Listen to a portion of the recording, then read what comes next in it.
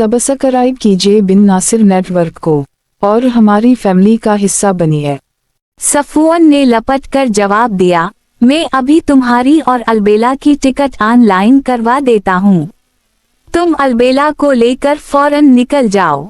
मैं तुम्हारी ticket Oman के रास्ते पाकिस्तान में करूँगा और खुद सऊदी अरब के रास्ते से आऊँगा। पारिस ने बेचैनी से पूछा, तुम कब तक पहुँचोगे?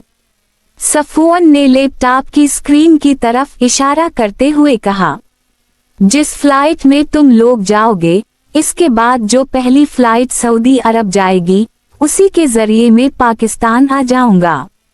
चंद घंटों का फर्क होगा। बस मुझे बताओ कि तुम पाकिस्तान में किस शहर के एयरपोर्ट पर उतरना चाहते हो। इसने लैपटॉप खोला और पारिस की तरफ सवालिया निगाहों से देखा।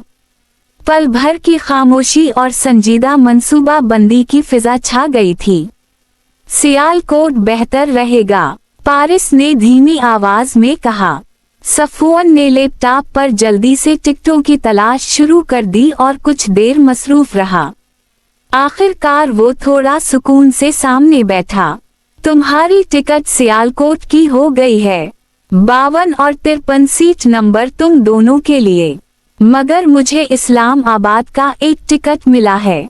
हम अलग अलग रास्तों से जाएंगे, फिर एक ही मकाम पर मिलेंगे।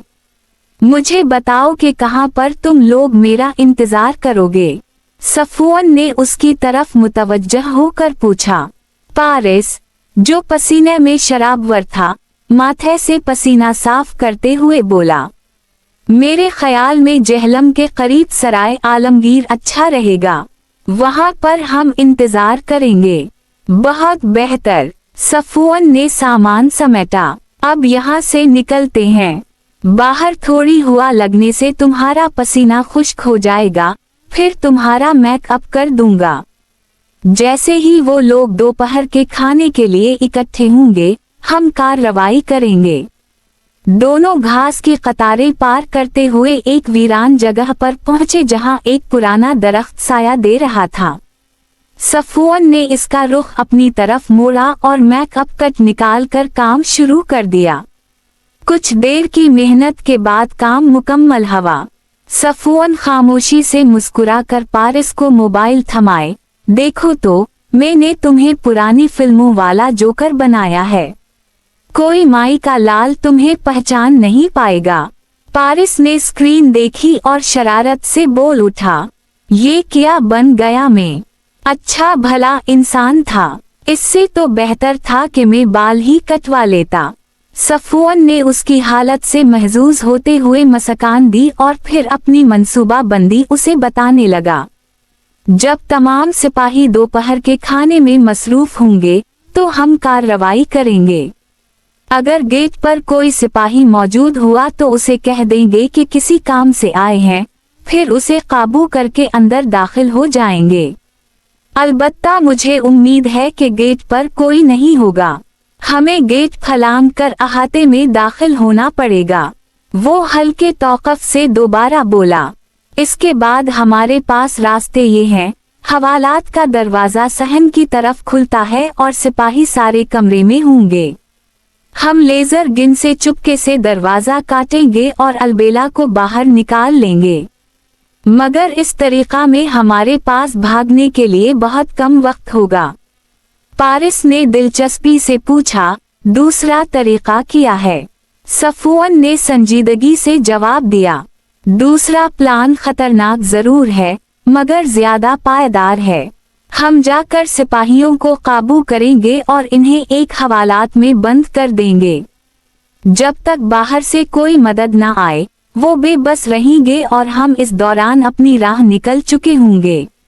पारिस ने अपनी फिक्र का इजहार करते हुए कहा, जैसा कि तुमने पहला मंसूबा बताया, मुझे वो कम महफूज लगा, बल्कि दूसरे की निस्बत ज्यादा खतरनाक है। पहली बात ये कि हवालात से निकलते ही अगर हमें पकड़ लिया गया तो मामला खत्म। अगर किसी तरह वहां से निकल भी गए तो मुझे नहीं लगता कि हम बरवक्त एयरपोर्ट पहुंच पाएंगे। इसलिए मेरे ख्याल में दूसरा मंसूबा बेहतर है। सफवान ने सर हिलाकर मुत्तफ़िक़ा अंदाज में कहा, सही कहा, मैंने करीब ही एक गाड़ी का बंदोबस्त कर लिया है। ड्राइवर तुम दोनों को ले जाएगा, रास्ते में तुम्हें दूसरी गाड़ी पर शिफ्ट कर देगा जो एयरपोर्ट तक छोड़ देगी। सफवान ने आगे बताया, अगर कोई सवाल हो तो अभी पूछ सकते। पारिस हैरत से बोला, तुम तो सारे वक्त मेरे सामने रहे, फिर गाड़ी का बंदोबस्त कैसे हो गया?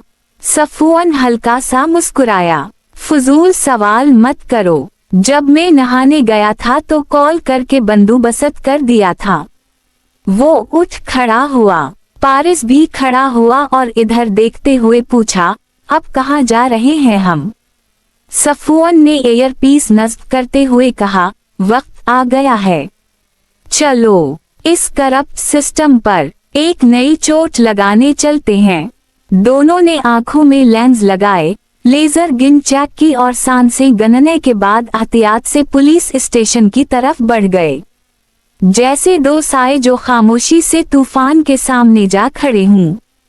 इंसानी मंसूबा बंदी कभी भी तवक्को के मुताबिक पूरी नहीं होती, कोई नहीं जानता कि कब क्या हो जाए। जारी है।